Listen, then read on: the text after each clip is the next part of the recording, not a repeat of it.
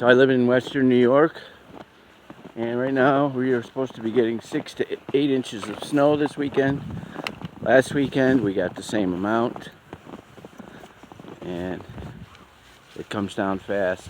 There's actually a lake out there, which is about 22 miles long and about a mile wide at its on average.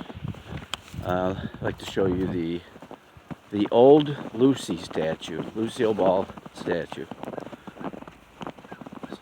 So they had an artist make this statue, and it sat in this park for 4 years. Look at the face on that thing. I don't know if you can see it. For 4 years it sat here and nobody said a word about it. Then all of a sudden somebody complained, and it became a national topic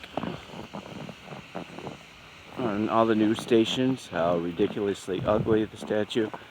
I mean, if you can see, it looks like her teeth are all rotten out. Anyway, so this is the park where it is, and the snow's really coming down on my face, on my phone, on my doggy, Cherokee. And I just want to show you the new statue, which is right over here.